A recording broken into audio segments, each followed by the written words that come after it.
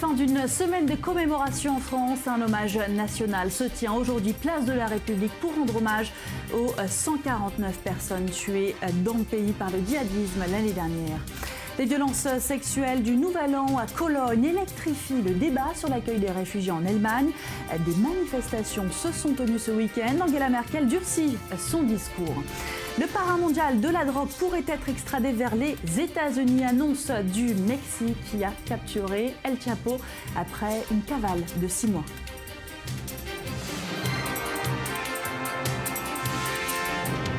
Bonjour, bienvenue. Ils n'avaient pas pu se rassembler depuis les attentats du 13 novembre en raison de l'état d'urgence. Les Français vont rendre aujourd'hui un hommage populaire aux victimes du terrorisme après une terrible année 2015. Hier déjà, l'émotion était au rendez-vous lors de la commémoration de l'attaque contre l'hypercacher. On voit ça avec Gabriel Nolin.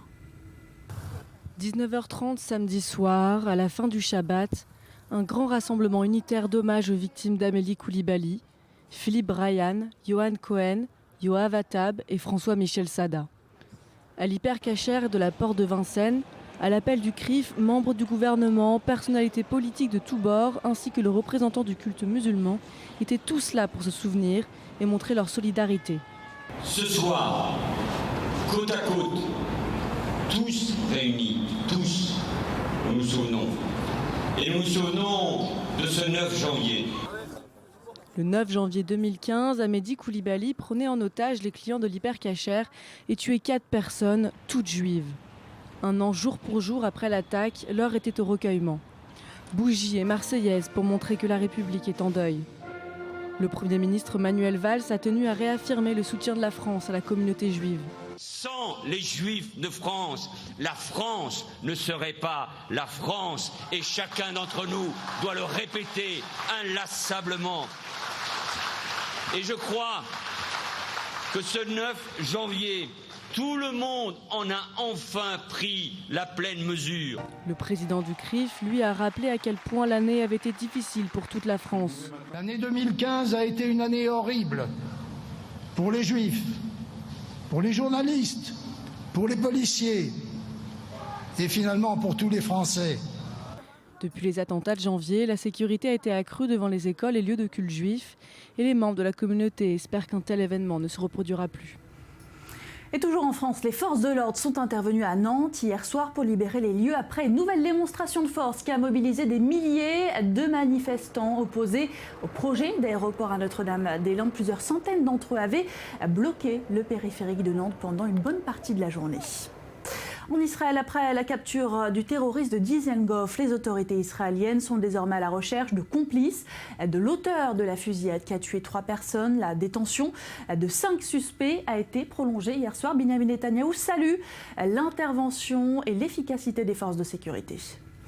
Au nom de tous les citoyens d'Israël, je voudrais remercier la police israélienne, les services de sécurité intérieure et l'unité antiterroriste de la police.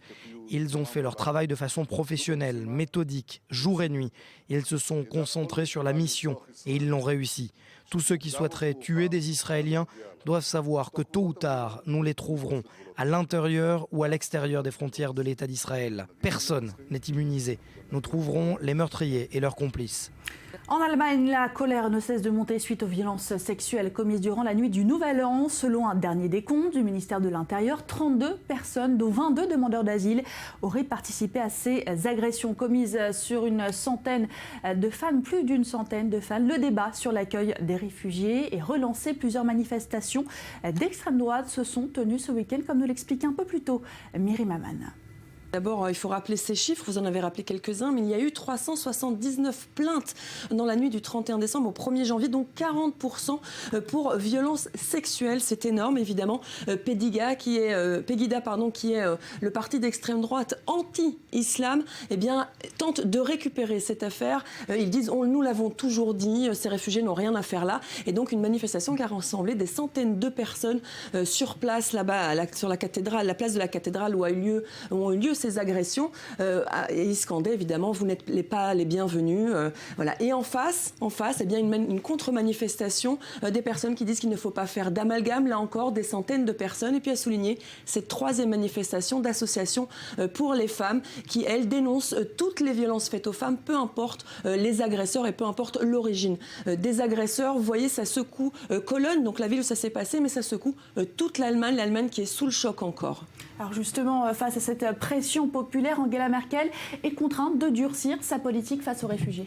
Eh bien, pas le choix. Pour l'instant, seuls les réfugiés ou demandeurs d'asile qui sont condamnés à 3 ans de prison ferme sont expulsés manu militari. Eh bien, aujourd'hui, Angela Merkel doit durcir le ton et son parti, le CDU aussi. Et à présent, ils vont introduire un projet de loi pour expulser tout réfugié ou demandeur d'asile qui aurait commis un délit et serait condamné à de la prison avec sursis. Vous voyez, c'est évidemment un durcissement de la loi pour pouvoir récupérer des mains de l'extrême droite cette question des demandeurs d'asile et des réfugiés qui seraient hors la loi.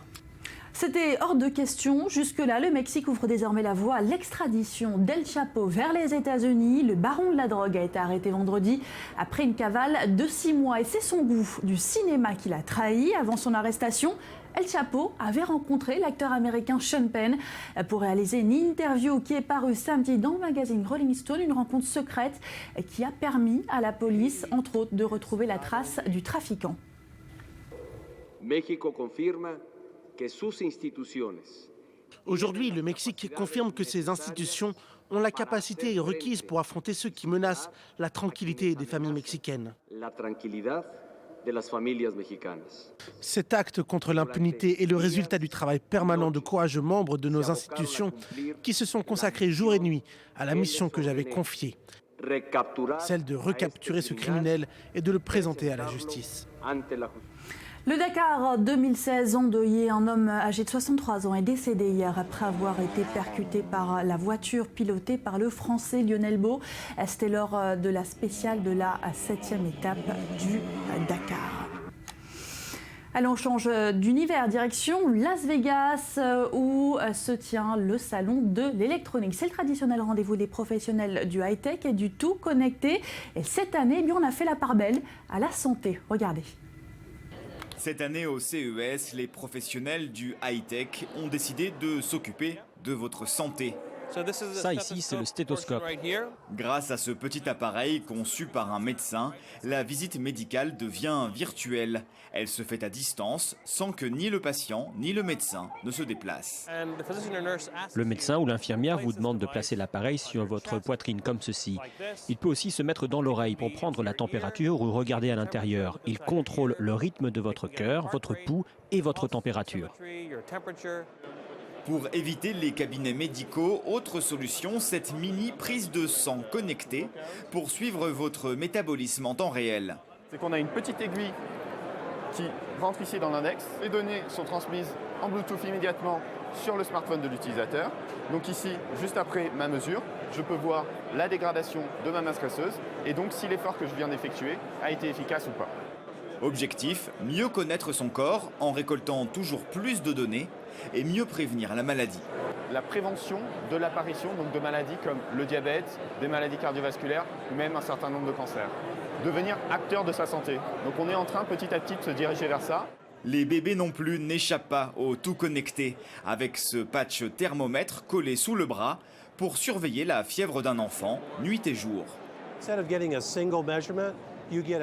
Au lieu de faire un simple relevé de température, on a une vision continue, ce qui a plus de valeur parce que vous voyez les variations de température en temps réel. Les parents sont plus tranquilles. Il est tard, ils peuvent aller se coucher parce que notre thermomètre surveille la température de leur enfant. Et si elle montre qu'elle atteint un niveau d'alerte fixé par les parents, alors ils reçoivent une alerte et ils peuvent aller y jeter un coup d'œil. Le marché de la santé connectée pourrait, d'après les analystes, atteindre 30 milliards de dollars d'ici 2 ans. Seul obstacle, la confidentialité des données médicales impératives pour les utilisateurs. Les consommateurs sont d'accord pour partager leurs données s'ils ont l'impression que cela leur est utile. Mais quand il s'agit de leur santé, ils ne veulent partager leurs données qu'avec leur médecin. Au CES comme ailleurs, la meilleure prévention reste l'exercice physique. Les objets connectés pour mesurer son effort. sont toujours les stars du salon. Et dans un instant, la suite de vos programmes sur E24 News. Restez avec nous, l'info continue.